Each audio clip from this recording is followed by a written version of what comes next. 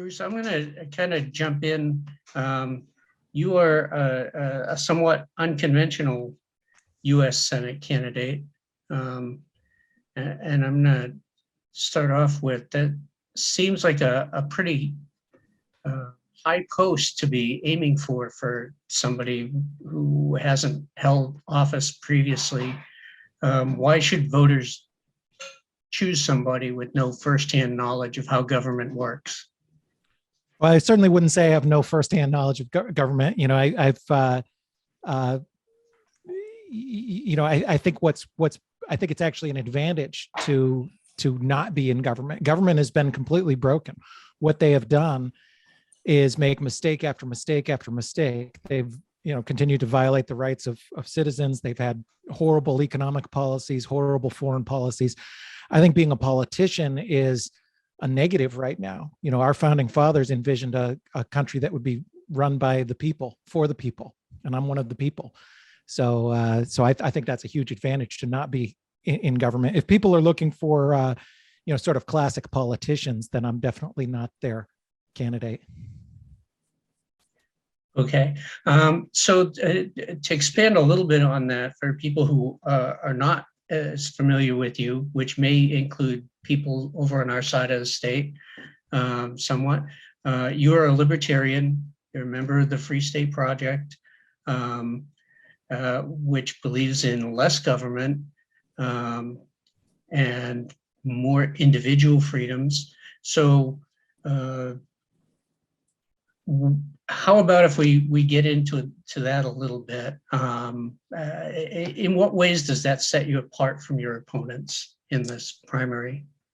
Yeah, thank you. Yeah, I'm definitely much more on the libertarian side than the other, than my other primary opponents.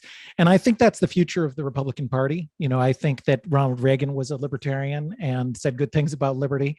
And I think that the tradition of Ron Paul, and now you have Rand Paul, and here in New Hampshire, you have, depending how you count, could be 100 or more really liberty, or at least to some degree, liberty oriented representatives in our state house. So I think that's the future of the Republican Party. I think the Mitch McConnell style Republican is not the future.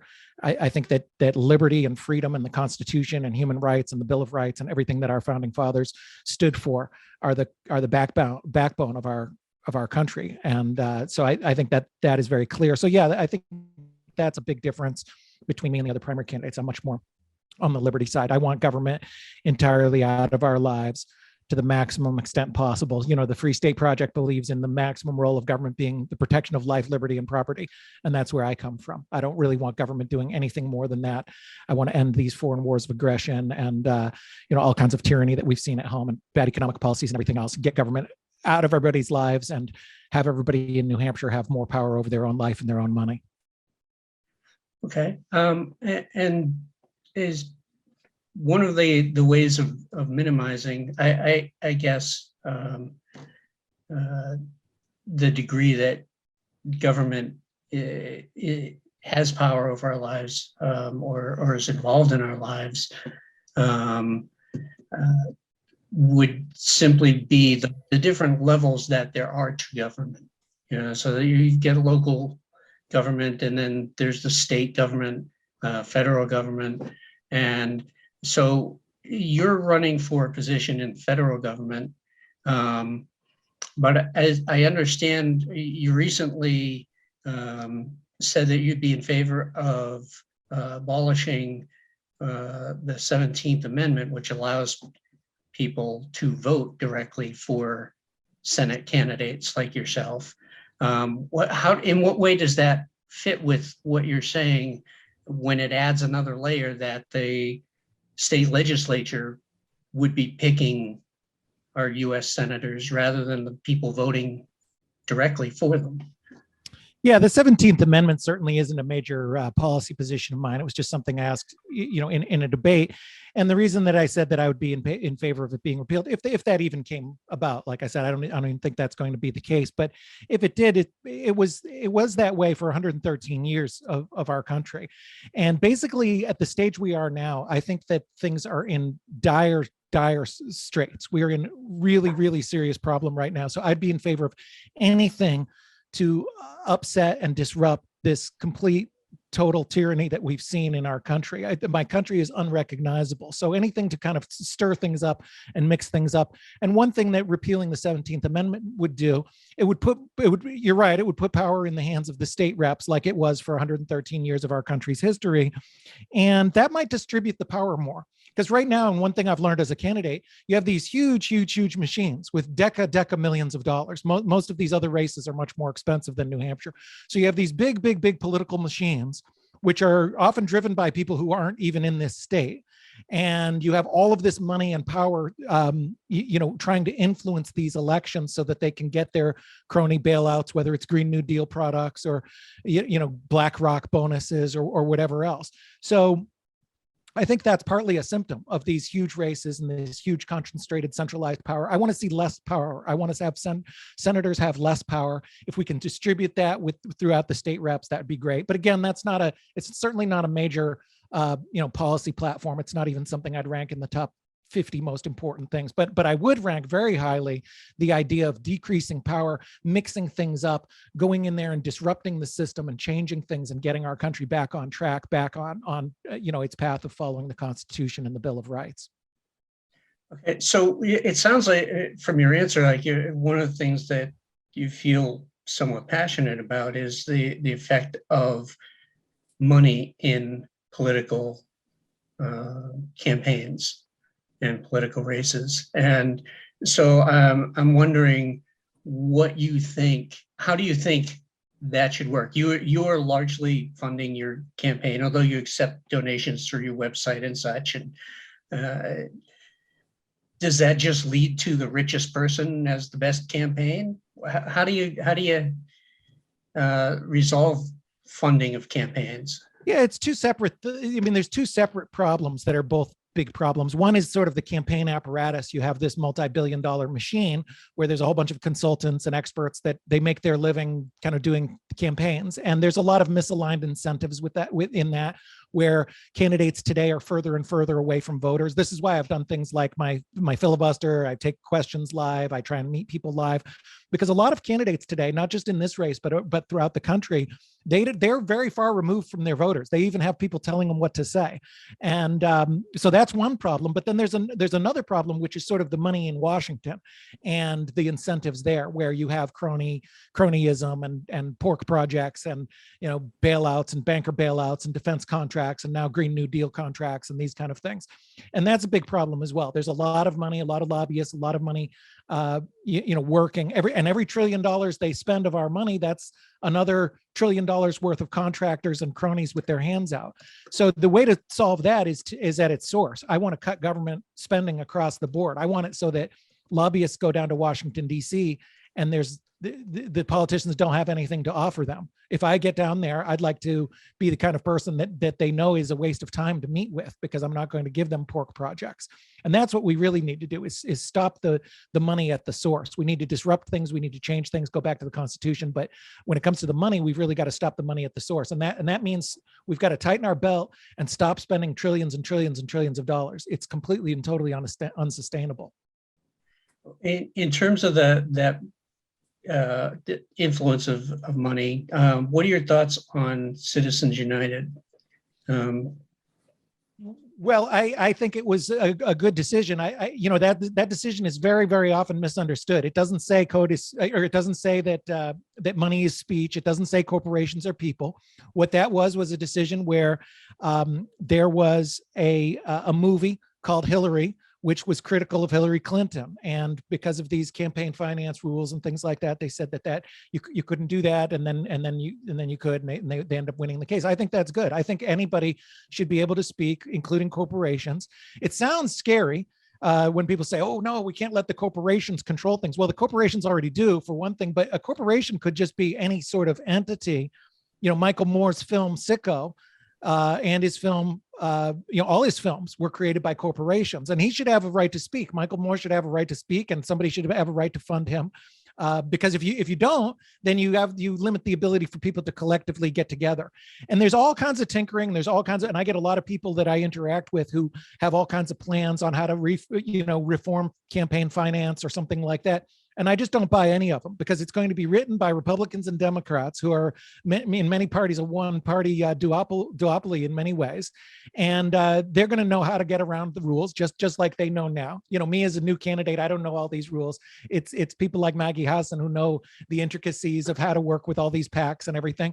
So it's going to be stacked in favor of the incumbents, stacked in favor of the system, stacked in favor of this terrible two-party duopoly. And again, what we need to do is just get the money entirely out of it, so that they don't have this motivation to have these deca-million-dollar campaigns, and we go back to the individuals actually picking who they agree with. So one of the stated goals of the Free State Project in coming to New Hampshire is to eventually secede from the United States and form its own nation, I guess. And we actually had that come up for a vote in our state legislature this past year. Is that something that you support? What is your source of that it's this official stated goal of the FSP? I believe when the Free State Project No, I don't think arrived, that's a stated goal of it. That's never a goal I've heard of. I think that's a misconception, honestly. I think a lot of people think that, but I don't believe that's the case. That's certainly not something that I've seen. I know there's people who think that, but there are people who are Free Staters who are for secession, but it's not an official goal of the project. It certainly wasn't at the time that I signed, or any time that I've seen it since then.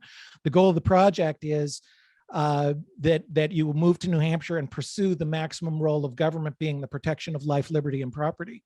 And that I support for sure. Succession isn't something that it's not something that I've supported or something that I've been involved with.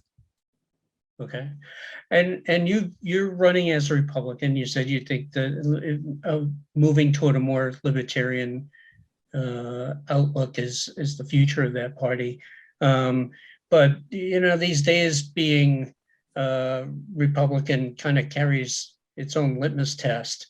Do you think that Donald Trump won the 2020 election? Do you view the January 6th events on the Capitol an assault on American democracy, or something else? We don't know. I don't know. I think there's certainly a lot of irregularities, a lot of problems with the election, and the fact that there's so much concern and there's so many people who don't believe the results is a big problem, and it's something that Democrats should be concerned about as well. They should be able to look at this election and say, this is absolutely rock solid. No problem with this at all, and there shouldn't be any question about it. And we do have that question. We have a lot of questions about it, and that's a problem. And another problem that relates to that is that we haven't been able to discuss this properly. Discussion has been shut off in America, and that is absolutely shameful. You do not get to truth by shutting off discussion. And the media and everybody else who has been involved in shutting off this discussion, and the censors in the United States government who've gone to social media communicating what is truth and saying what is misinformation and what is not, and the social media companies and the tech companies in Silicon Valley going out there and saying, this is something that can't be discussed on our platforms, is completely and totally wrong. That is not how you get to truth. That is not how you get to truth. Even if these people are wrong, who think that there's irregularities and issues, that is not the way to get to truth. By silencing them, you're just convincing them. You're acting exactly like third world dictatorships, and you're convincing them that there is irregularity. So I think it's very unfortunate that we don't know what is true, because we haven't had a decent discussion about that. We have two sides of America who believe entirely different things, and they don't talk to each other or trust each other in any way. How would you facilitate that discussion to get at the truth? Well, I mean, for one thing, we can all stand up against censorship. Censorship is a bad idea. As a libertarian, I support the right of private companies to censor, but we also should recognize that it's a terrible idea. It's a bad idea. It's a bad idea for America, and it doesn't further dialogue. And it's not a question of whether we should make them do it or not. I'm against any rules. A lot of people get caught up in this. When you start talking about censorship or these kind of things, they get caught up in this idea of it being government or not. It's not about government. I don't want government going in and telling companies what to say or what to believe or what to publish. But we as Americans should recognize that discussion is good. We should be discussing this and talking this out. So, I mean, what can we do? All we can do is exactly what we're doing. I certainly try and do my part. I've been very accessible in the campaign trail, and I try and talk to as many people as I can, because this is important. We've got to get this right. Whether you're, Democrat or Republican or Free Stater or Socialist, this is our country, and we've got to understand what is true. And we've got to understand basic moral principles, beyond that to figure out what's right for our country. Okay. So as a strict libertarian, what do you believe are the legitimate functions of government? What should government exist to do? I mean, it really should just be about protection of life, liberty, and property. That's really it. Government shouldn't be doing anything more than this. They should protect us against worse status, protect us against invaders, and these kind of things, and enforce rules where somebody has been a victim, where their life, liberty, or property has been threatened or harmed, where they've been hurt, and that's really it. That's a much more limited role than what we see government involved with elsewhere. Government is all over our lives and our businesses, and that's just completely unacceptable. It's not, I think, what government was originally designed for, and I think that it's a terrible mistake. Hi, Bruce. Thanks Hi. for coming today. I really appreciate it. Tell us the Captain America shields and Superman and the various superheroes around where you're sitting. Are you a big comic book aficionado? Yes, I am a comic book fan. I'm a big comic book geek. I've got a barn full of comic books and that kind of stuff, and I appreciate fiction, and and I like the message. There's a lot of great messages. It's interesting in fiction. You have a lot of people where they're fighting authoritarian, regimes in dystopian futures, and I think that's an important lesson in the real world. We should be doing that as well, because we see this kind of authoritarianism right here in our world. You were mentioning censorship a moment ago. I don't think here at the newspaper we feel like we're censored. Who exactly is being censored, and who's doing the censoring? Yeah, not you guys, hopefully. I think the biggest censoring you're seeing is the big tech companies, Twitter, Facebook. Facebook, I think, has gotten a little bit better, at least in my experience as a candidate. They now have, it's a very long process. It takes almost 3 months to get approved to do political ads, but once you can. But this idea, Twitter is probably one of the worst offenders. Twitter, I think, is wrong to censor the president, no matter what kind of platform you are. Half the public wants to hear from him. Even if you disagree, that's something that makes sense. So, I think that the big tech companies are probably the worst overall. Turning to inflation, that's the subject that's on everybody's mind. What specific things would you, as a senator, what steps would you take to reduce prices? The biggest thing we can do with inflation, I mean, there's not a lot that government can be and should be doing to try and tinker with things like inflation, but the biggest thing that they could have done is not printed the money from thin air. They printed money from thin air, radically, without consequence, without accountability, and that was clearly going to cause inflation. That has led to inflation. It was very obvious. It should have been obvious as soon as we started printing those trillions of dollars from thin air. That is, I mean, that's the reason that we have inflation. I predicted that back in April of 2020. I predicted they were going to print $1 trillion from thin air. It's been more like 9 trillion.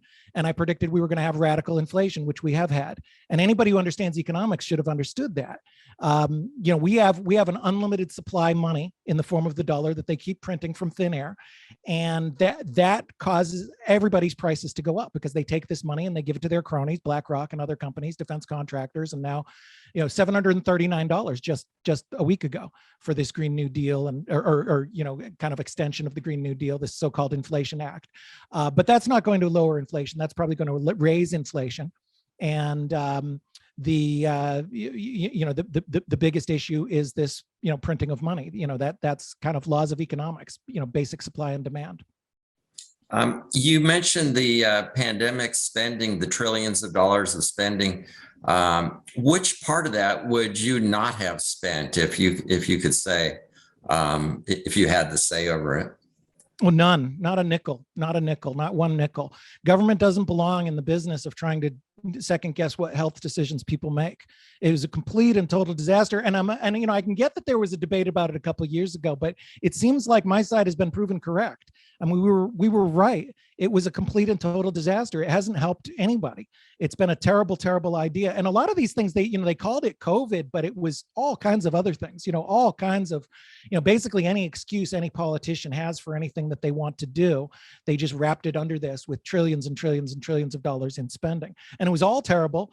And there's nothing in any medical journal or anything else that says if a coronavirus flu gets extremely bad that you print money from thin air. And there's nothing in economics either that says that. It just doesn't make sense. It was completely ill-advised all around. It was just a terrible idea all around. So some of that money went to retrofit nursing homes, which were particularly susceptible, people living in congregate settings, other health measures. You would have opposed all that funding as well? Yeah, absolutely. That's not government's role. And it was a failure. I mean, you look at these retrofittings right now, we have the same amount of COVID that we had 2 years ago when we were all locked down like fools, spending trillions like fools on exactly these retrofittings because we were so worried about this virus. The virus is here right now. It's right in New Hampshire, same levels it was 2 years ago. Why are we doing things differently? Because we know that it doesn't work. It's a failure. It's foolish. It's ridiculous. It's crazy to be wearing masks around outside, outdoors, being this worried about shaking hands and things like that. It just wasn't as dangerous and deadly and as contagious as we thought. It was all mistakes. And even if it wasn't, it's still not government's role. If this was a much, much more deadly and the kind of thing that, you could drop dead in the streets of Wuhan or India, like we saw those fake videos, even then, it's still not government's role to be involved in this. If it's something is that dangerous and that scary, then people will adjust accordingly. So public health and safety is not government's role? Not anything close to anything resembling the kind of thing that they have done. No, absolutely not. People have got to make their own decisions. Politicians in fancy offices are not going to make decisions better than you or I or any individual. People have to make their own choices because every human being is different. Even if you had solid science or decided science, which isn't a thing, by the way, and anybody who says science is decided is somebody you ought to be cautious of. But even if we did, even if we knew for sure this is exactly what will happen and this is exactly what will not happen and this is exactly how a mask will protect you and so on, it's still not government's role because everybody is different. If somebody is 98 years old and they know that they may only have 1 or 2 years left and they want to see their daughter's wedding, that's their right to take that risk, even if they think that they're going to die doing so. If somebody has, maybe a child's karate tournament is the most important thing to them in the world, and it's worth risking their life. People have got to be able to make their own decisions. It's not the job of nanny state government bureaucrats in fancy offices that they pay for with money that they stole from us to go and tell us how to run our lives. We should be able to run our own lives. Everybody must be able to take our own risk. It's the only way to proceed. And back to your point about how do we get along, we must recognize this. We have two sides of the country who don't believe the same thing and who hate each other. And the only way to do that is to let people be, because there's people like me who you have to let us be. You either have to kill us or fight us, or you got to let us be. I would recommend just letting us be. And you can say, okay, that crazy redneck bearded libertarian with his guns and he doesn't believe Fauci.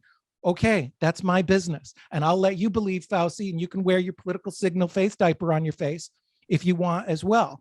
But we each must go our own directions and have freedom. It's the only way forward in this country. Otherwise, we're going to have bloodshed, because there's a lot of people like me who just are done with it. We're not going to put up with it anymore. We're not going to have you shut our businesses down. We're tired of you stealing our money and sending it to scammers like Zelensky. We're tired of all of this kind of thing. So I think that's the only way to get together, is just recognize that we're different, and you've got to respect other people and you've got to let them go their own way.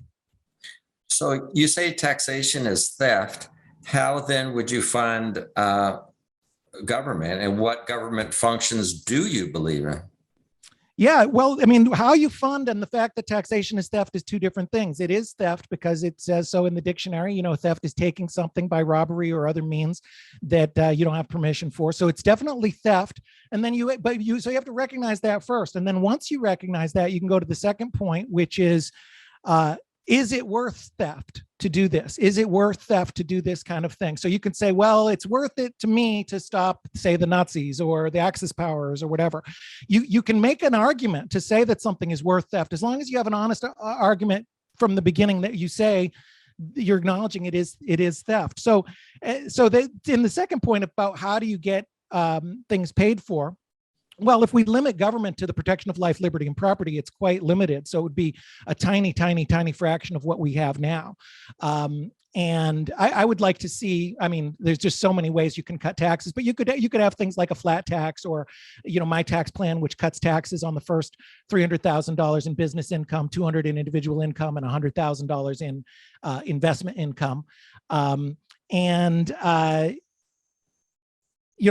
There's plenty of money across the board to make the cuts in. Those mandatory or kind of necessary functions that I think government does have a role in, protection of life, liberty, and property. You could pay for those with, the ideal thing is make it as voluntary as possible. So you have things like passports. You do need a passport to leave the country. You pay things with fees, stuff like that.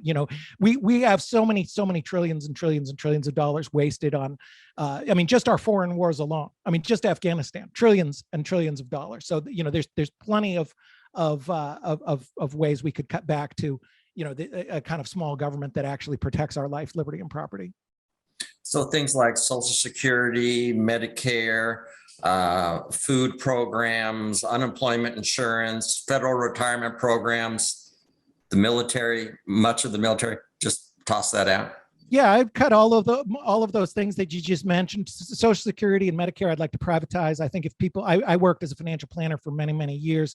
I think if you privatize Social Security, that would be a much better plan. Again, I just don't think it's a legitimate or sensible role of government to be involved in people's retirement planning, and they haven't done a good job at it. Pretty much everything else you mentioned. Military is one legitimate role of government. You do need to protect against even worse governments. You have to protect against the actual Nazis, like we did in World War II. Even worse statists, even worse authoritarians, and so that is a legitimate role, and protecting and defending the Constitution. But unfortunately, that's not what our government has done, especially over the last 50 years. We've been involved in military misadventures all over the world, invading countries, trying to nation build, drone bombings, destabilizing democratically elected leaders, being involved in coups, all kinds of things again and again and again. So we should focus on actual defense, not offense, not causing trouble around the world, not being the world's policeman. What are your thoughts about energy policy?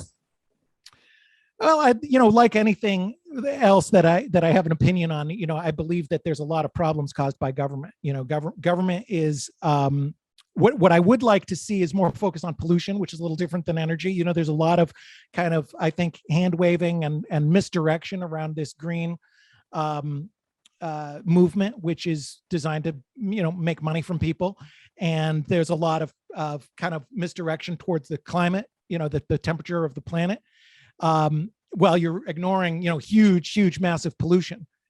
Pollution is something you can see with your eyes. And when I was a little kid, that was the environmental movement. It was pollution. Well, now they've switched that up. Now it's this thing about politicians trying to control the temperature of Earth, and they're ignoring the biggest polluters, the United States government, the military, and China. China's the biggest polluter of all. So I don't have much credibility when I hear Greta or somebody like that talking about changing the temperature of Earth. If only the politicians could be given more power, they could change the temperature and make the temperature right. And meanwhile, the largest polluters in the world are given a pass to go on and have absolutely massive, very visible pollution. There's places in China you can ride on a train for 8 hours and pretty much all the life is just dead.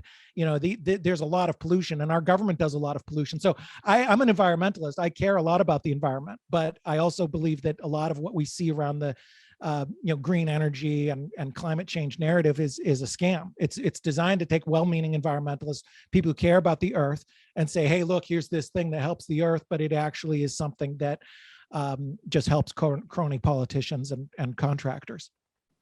Is New Hampshire's abortion law currently, is it about right, not strict enough, or too strict? I think it's probably about right. this is it's an interesting issue. I mean, it gets brought up all the time. I wish we never had it brought up. I think it's sadly, it's a wedge issue. The Democrats are fundraising on it. Maggie Hassan has had many, many ads saying, all her opponents believe in an abortion ban, which isn't true. I don't think any of us do, but I certainly don't. I don't want any new federal laws. I want government out of their lives. So it's interesting. And this is maybe an interesting point for people about the nuances in our world. So there's sort of three hats that I wear in this. One is just as a person who's trying to be a moral person and trying to understand when is it okay for the state to protect life? And I think that's a question everybody should ask. Some people could say never until they breathe air, not after the 9th month, once they're born. Some say the moment that it's conception. And I think that's a really good discussion to have. And I think people should be discussing that, because I don't know the answer. I wish I did. I've done more research as I've gotten into this campaign. So that's sort of one hat. What's the moral time and place for us to use? Because that's what it's all about at the end of the day. All laws are about state force. When do we want to use state force to enforce some rule over a woman or a doctor or somebody else regarding abortion? That's a high bar for me. I don't want to use state force for much at all. But I do believe that life begins at conception. I also believe that life is worth protecting. Unborn life is worth protecting. There has got to be some stage, certainly at 9 months, there's got to be some stage where you say this is more than just a woman. This is a woman and a child, and that child deserves some sort of protection. But as somebody running for federal office, I don't want any federal laws on this whatsoever. I'm absolutely against any kind of law, especially any sort of abortion ban. And then another interesting layer to this, I was thinking about, my position is I'm against the drug war, and I'm against, prescriptions, whether it's ivermectin or marijuana or, birth.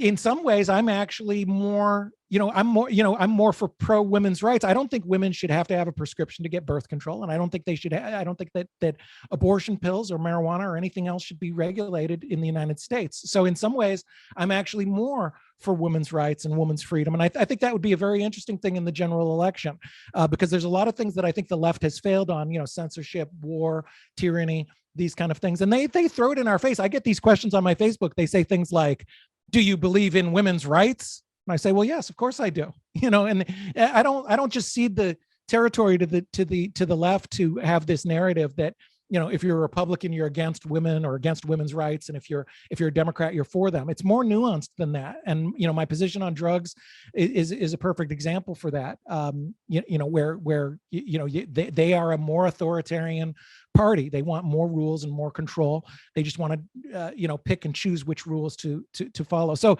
anyway, the bottom line is it's a nuanced issue. I don't want to have anything at all at the federal level.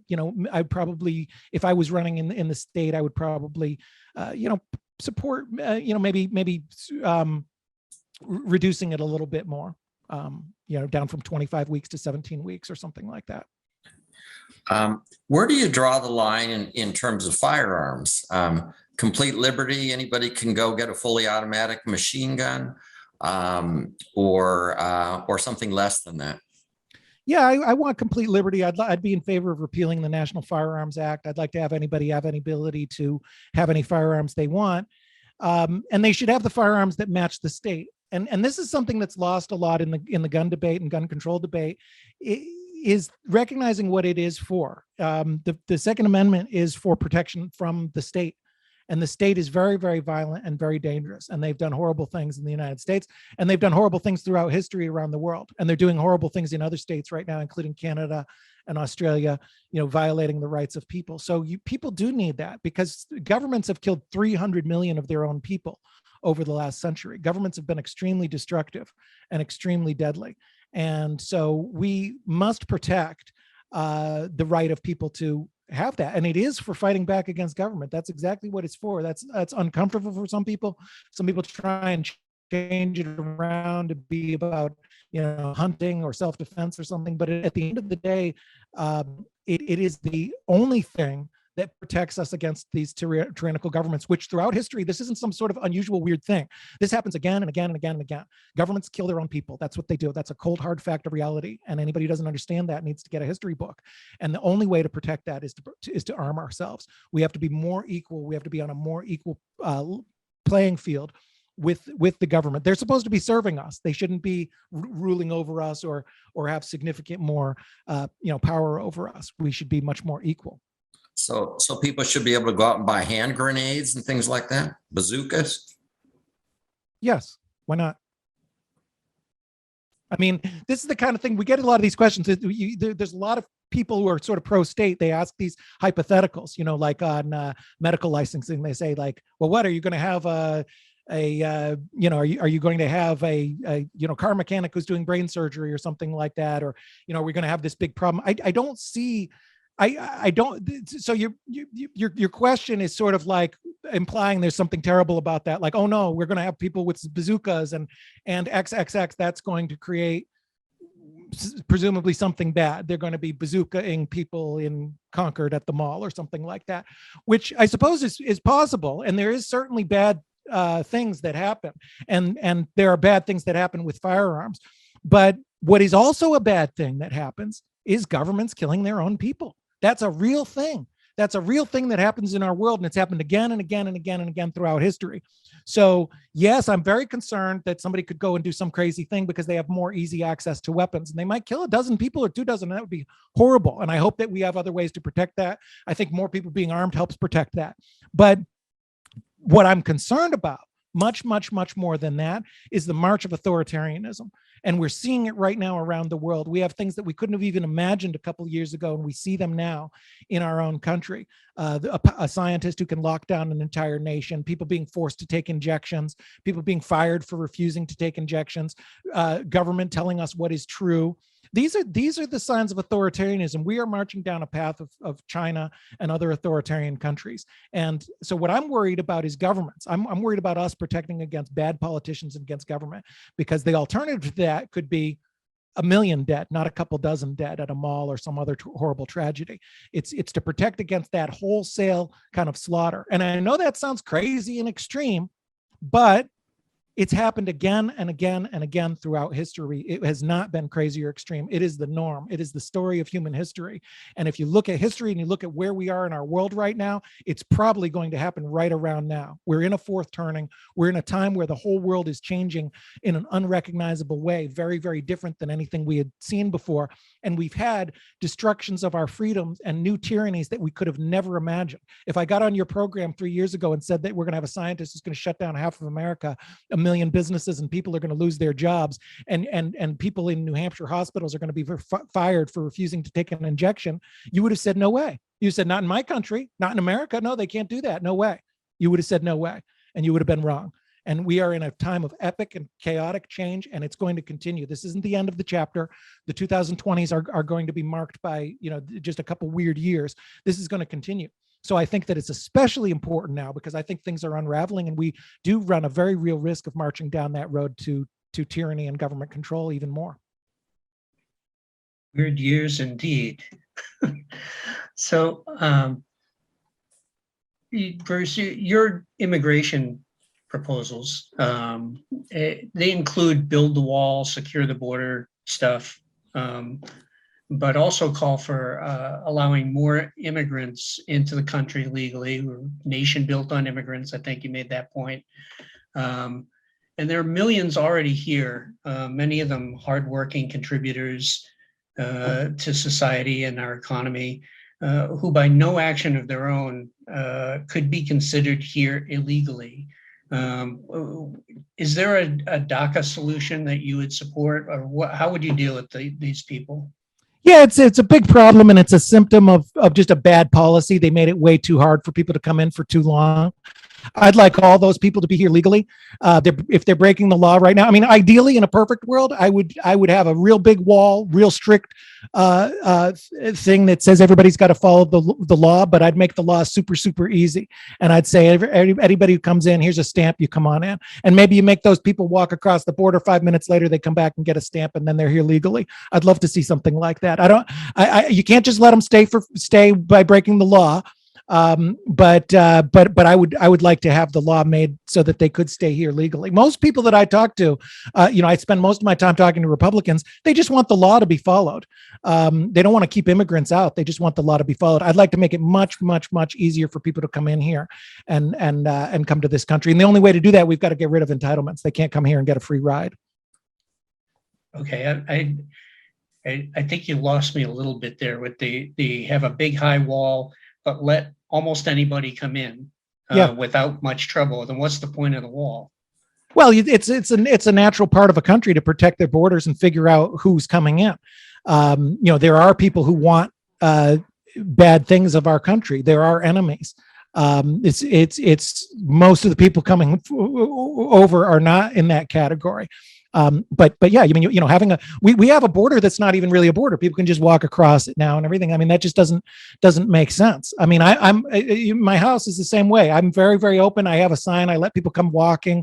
I let people come here, but I have controls of it. But, after 10 o'clock at night, absolutely nobody is welcome here. I think I'm the most welcoming of any candidate in New Hampshire with my home and meeting people and things like that. But you have limits, at 10 o'clock at night, absolutely nobody's welcome. I don't want people.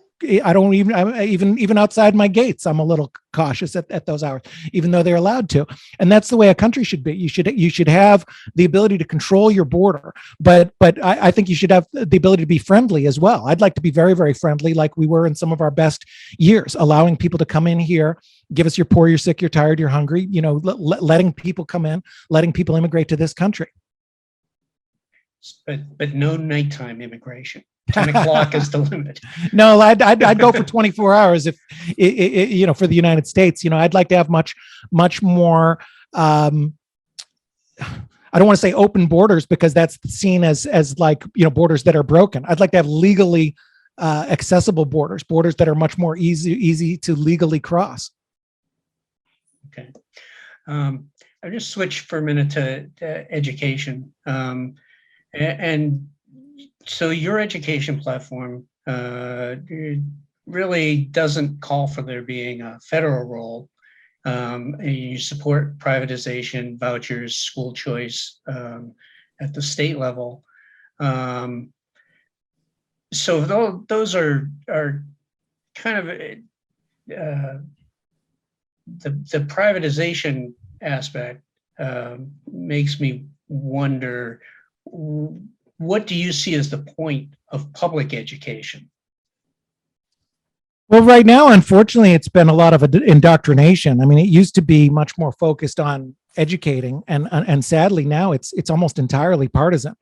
I mean, here in New Hampshire, I mean, what is it? It's got to be 98% in some districts. I know in my district, it's entirely political. It's every single person on it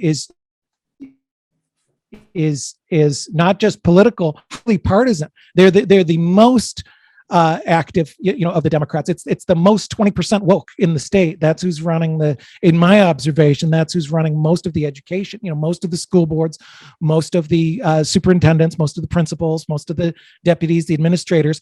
They're almost all one party. I mean, I don't see 50-50. And I think that I talk to teachers all the time who are afraid to even say, that what their affiliation is. And they say there's very, very, very few. There's, I get these typical comments. Somebody will say something like, I'm the only Republican in my whole school. I don't tell any of the other teachers because they'd hate me. That's crazy. That's a shame. That shouldn't be the case.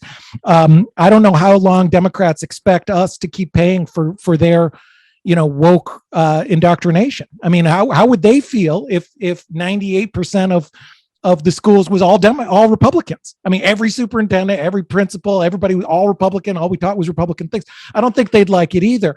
So if they're expecting the taxpayers to foot this bill, they've got to go back in line with representing their people. They've got to be more diverse.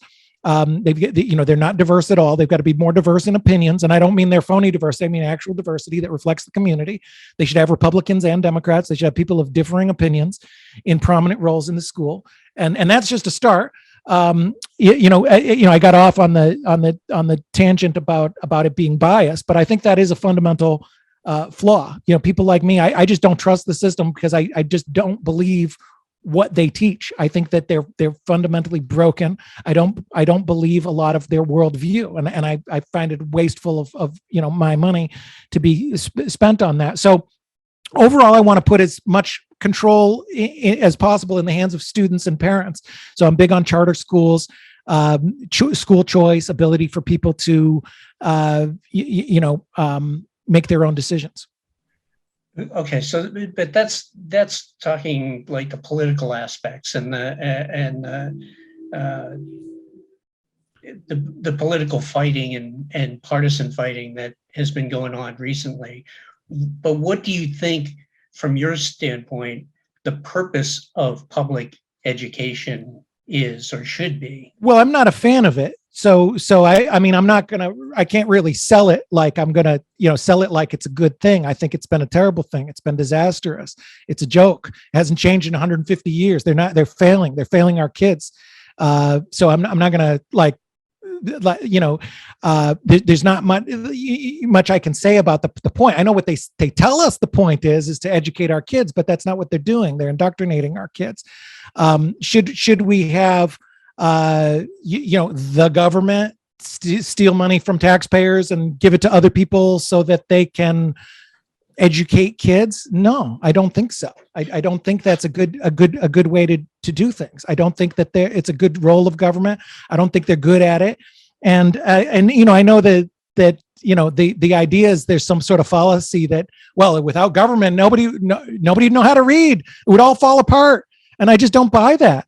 I mean, we went 2 years without them. They sent our kids home for 2 years. Everybody in New Hampshire, practically, we went home. You know what they did? They went online. They learned.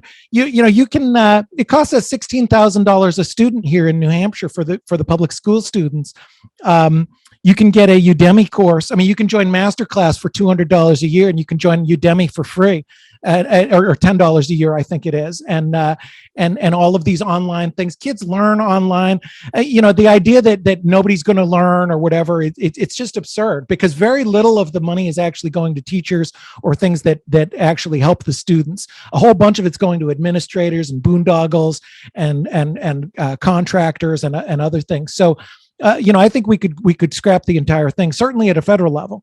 And I think we'd be fine with it. Bruce, you mentioned that use of the military in a World War II type scenario would be appropriate. But that war began with some significant appeasement of Nazi Germany. So if Russia or China continues to expand its influence through military means, what would you advocate? To sit back and just see what happens? There's not much we can do at this stage. We don't have the ability to fight them in a war. We've destroyed our own military by these military misadventures, goofing off in Afghanistan like absolute abject fools for 20 years, killing our own Americans, killing innocent people, wasting trillions and trillions of our dollars. For what? For absolutely nothing. Nothing. We have nothing to show for it at all. Nothing whatsoever. It was a complete and total fraud on the American people. It cost lives, and we're making the same stupid mistakes again. The same stupid people making the same stupid mistakes. Rah, rah, rah. Cheer, cheer, cheer. Go Ukraine. And you can spot them with the Ukraine flags in their bios. These are the same fools who I was fighting 20 years ago, telling them that this Afghanistan thing would be a disaster. Because don't forget, 10 years and 20 years before that, we already made the same mistake in the same country in Afghanistan when we armed the Mujahideen and we built caves that bin Laden was in, and we trained 15,000 bomb makers who ended up building bombs to blow off the legs of our own soldiers. It's absolutely stupid, and we don't stop doing the same stupid things. There's always some smarter expert who comes along and, this time's different, geopolitical instability, we've got to back Ukraine. It's foolish, it's crazy, it's ridiculous. It's failed again and again and again and again. We've got this pile of bodies and a pile of trillions and trillions of dollars that we struck a match to, all because we just wanted to wave our flags at the football games like fools and chant USA, USA. It's a total and complete abject failure, and we're making the same saber rattling again and again. So the answer is no. We've destroyed our military. We don't have the ability to intervene in Taiwan. We don't have much choice than to just let them do what they're going to do in Taiwan, and they are probably going to invade. But we shouldn't be involved anyway. Even if we were in tip-top shape, it's not our fight. The arrogance of people to sit here and look over across the ocean and say, oh, I know which part, the Ba'ath Party is the one we've got. Oh, Zelensky's the one we've got to support. It's utterly insane. Most of these people never heard of Iraq before we bombed it. They never heard of Afghanistan before we bombed it. And they never heard of Ukraine before they started waving their flag. It's absolutely ridiculous. It's not our fight. We don't know what we're doing over there. It's not the right of the government to steal money from the taxpayers and put it over there. What I do support is that if anybody who wants to support it should be able to. I encourage people to be able to send their own money to Ukraine or go to Ukraine. If you disagree with me, I might be wrong. I don't know that much about Ukraine. I don't really want to know. I don't really care. I just don't want my dollars or a single American boot or a single American life or a single nickel of my children's college fund being sent over to that scammer. And maybe he's not a scammer. Maybe he's the greatest guy. Maybe he's the next founding father. Not my problem. I don't want my money being sent to it. If somebody else disagrees and they say, oh, Bruce, you're wrong, no problem. Go ahead and send your own money. You can get a gun and you can go over there and you can fight him too. I would absolutely support all of these folks going over there and they can fight for Zelensky if they believe that he's worthy of fighting for. I don't want to send a nickel over there to there or Taiwan or anywhere else. I want to just mind our own business and mind our own business in New Hampshire and focus on that. So just to jump in here for a second. You wouldn't want to do anything to stop a nation like Russia or China from expansionist policies. But as you've said, national defense, one of the legitimate functions of our government, life, property, all that. So at what point would that become something we need to respond to? When they're at our big border wall? It's when they're threatening our Constitution, which they're not now. This idea that we're going to stop expansionism. The line you just said is exactly the line that people used in the 80s to justify us going and supporting the Taliban. It's exactly the same line. Oh, no, we can't have this expansion. We've got to stop Russian expansion. It's the same line. 35 years you've been saying this, and 35 years you've been wrong. 35 years. 35 years, it's the same line. Oh, no, we can't have Russia expand. We've got to blah, blah, blah, blah, blah. It's the same argument again and again and again and again. And what happens? Our soldiers die, and it doesn't do any good. It's the same argument. So I just don't buy that argument that we've got to stop them or they're going to expand. Let them do what they want. It's not our fight. We have absolutely destroyed our economy. We've cost thousands and thousands of lives. There was just a soldier just a couple weeks ago. You know what he did?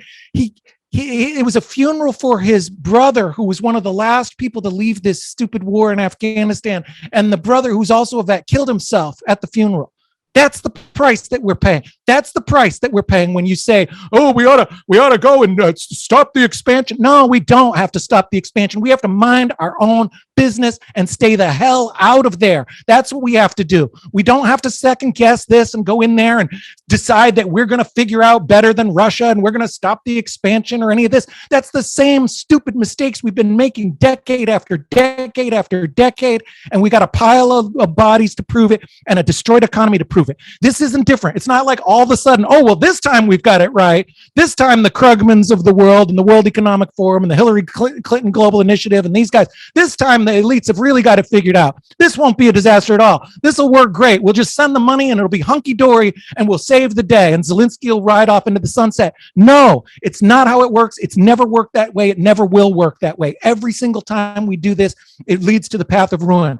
You mark my words, I promise you, if we keep down this path, we're going to have boots on the ground and we're going to have second order and nth order effects, just like every single other time. We're going to have thousands of Americans dead and trillions of dollars wasted every single time. And probably we end up in a situation where the whole thing blows up. And in 20 years, we're fighting the Azov battalion or, the children of Zelensky or something like that. That's what's happened every single time. That's what'll probably happen this time.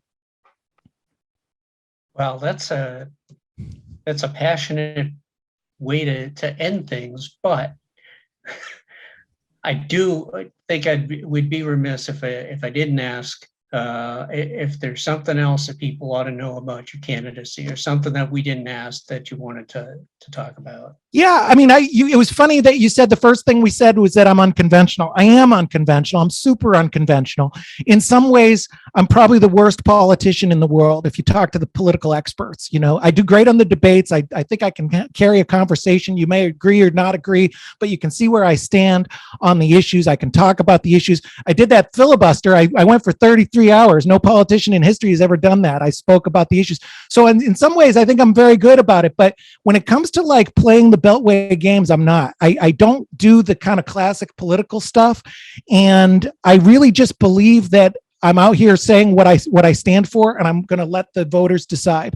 I'm not doing a lot of the kind of classic political games. I'm not asking for a bunch of endorsements or doing these kind of things. I'm just speaking my mind. And if people believe what I say and they want to vote for me, I'm their candidate. And if I'm not, I'm okay with that too. You can tell I'm not bashful about my opinions. I get it. I'm not for everybody. But we need more of that in America. I could sit here, I can go with the best of them and say a bunch of nonsense and go through these questions and say, yes, for the children, for America. And I could do this kind of thing, but that's not what we need as a country. We should have more people like me on the left and the right, people who are not afraid to take, radical opinions or forceful opinions, and who are willing to say why they believe what they believe.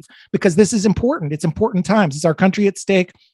And I think it's really important to be thinking about the nature of force and government and everything like that. So that's really it. I just kind of let myself, let it all out there. I say what's on my mind, and I let people decide if I'm the candidate for them. And if I am, then I hope that they'll support me. Well, we thank you for letting us know a little bit more about your positions and giving our readers and visitors to our website a little bit more insight into your candidacy. Great. Well, thank you very much. I appreciate the opportunity. I think these things are great. And it's really great that New Hampshire has such a great tradition of this. I think candidates are pretty accessible. I feel like I've had, a lot of people who've been able to, hear what I have to say and what I stand for. I'd like to have all 1.2 million people hear it, but this is certainly a start. So I appreciate everything you do.